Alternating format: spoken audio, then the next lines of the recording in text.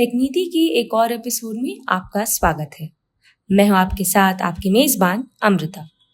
आज के एपिसोड में हम बात करेंगे डीप फेक तकनीक के बारे में, जानेंगे उसके कुछ बेसिक्स और उसके प्रभावों के बारे में भी, जो कि इस चुनावी मौसम में बार बार सुर्खियों में रहा है।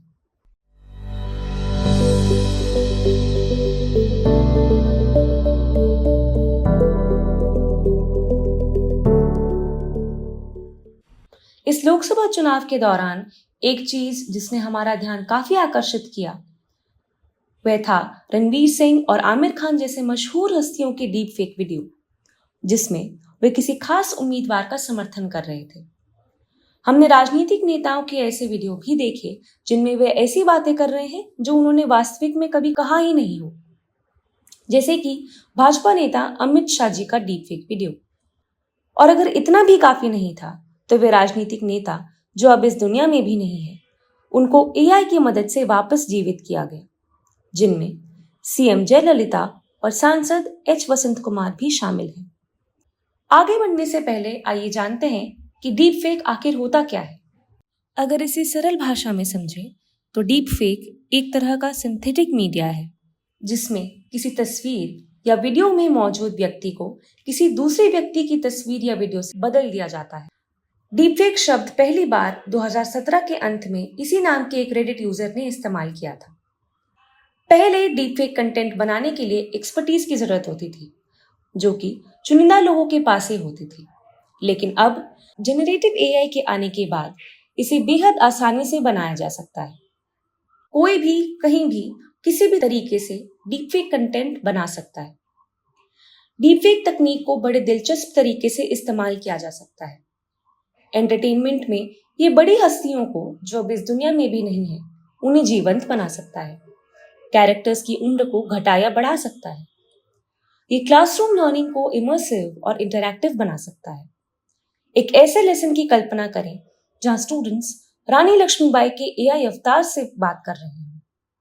ऐसा अनुभव काफी बेहतरीन लगता है, नहीं?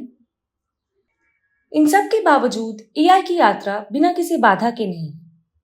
इसके पॉजिटिव यूजेस के साथ साथ काफी नेगेटिव यूजेस भी हैं।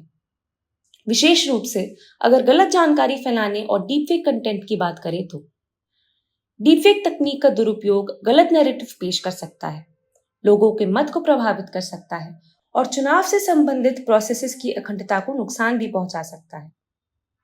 प्रधानमंत्री नरेंद्र मोदी ने भी इसके बढ़ते सामाजिक प्रभाव और ऐसे कंटेंट को वेरीफाई या ऑथेंटिकेट करने का कोई उपयुक्त मैकेनिज्म न होने पर प्रभाव डाला था। इसी तरह chief election commissioner Shri Rajiv Kumar ने चुनावी प्रक्रियाओं पर इस तकनीक के नकारात्मक परिणामों पर भी प्रकाश डाला था। प्राइवेसी का हनन भी एक गंभीर मुद्दा है। डीपफेक पोर्नोग्राफी, जहां किसी के चेहरे को उनकी सहमति के बिना पोर्नोग्राफिक कंटेंट पर लगाया जाता है, एक बड़ा चिंता का विषय बन चुका है। इनके चलते इमेज पे दाग लग सकता है, सबूतों को मिटाया जा सकता है और लोकतांत्रिक संस्थानों में विश्वास भी कम हो सकता है। ये अब राजनीतिक संदेश में भी प्रवेश कर चुका है, जो हाल के लोकसभा चुनावों में एक गंभीर चिंता का विषय बन गया था। इन खतरों से निपटने के लिए काफी कदम उठाए जा रहे हैं।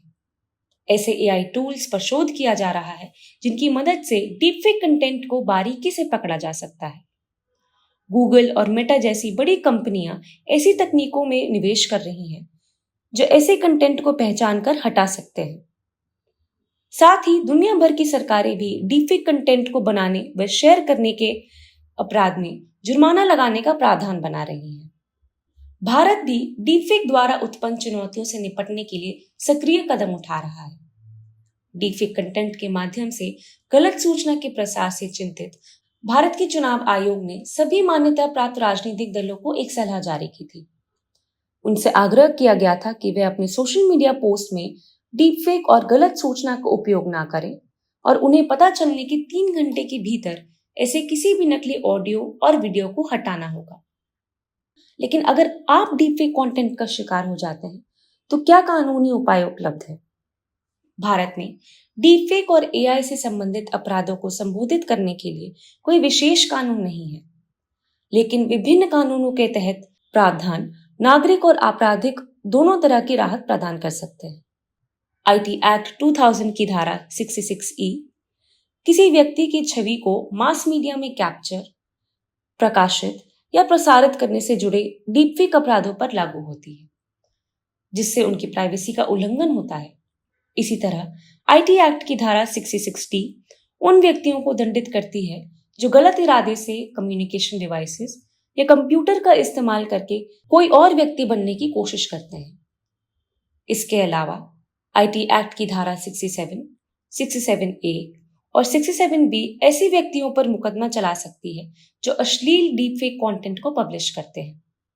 आईटी एक्ट किसी भी ऐसे कंटेंट को होस्ट करने पर रोक लगाता है जो किसी और व्यक्ति की आइडेंटिटी को चुराकर बनाया गया हो, और सोशल मीडिया प्लेटफॉर्म्स को सतर्क होने पर व्यक्तियों के आर्टिफिशियल रूप से बनाए हुए कंटेंट को हटाना अनिवार्य है। ऐसा ना करने पर सेफ हार्बर हटने का जोखिम हो सकता है, जो सोशल मीडिया कंपनियों को उनके प्लेटफॉर्म पर शेयर की गई थर्ड पार्टी कंटेंट के लिए जवाबदेह होने से बचाता है। भारतीय न्याय संहिता 1860 के प्रावधान को भी डीपफेक से हुए साइबर क्राइम के खिलाफ इस्तेमाल किया जा सकता है। सेक्शन 509, 153A और B, जिनकी मदद से महिलाओं की बेइज्जती करने, किसी की छवि को खराब करने और धर्म के नाम पर हिंसा फैलाने के जुर्म में सजा सुनाई जा सकती है। सेक्शन 51 किसी और के प्रॉपर्टी को इस्तेमाल करने पर भी रोक लगाती है। तो देखा जाए तो कानूनी प्रावधानों की कमी है, पर ऐसा भी नहीं है कि कुछ भी मौजूद नहीं।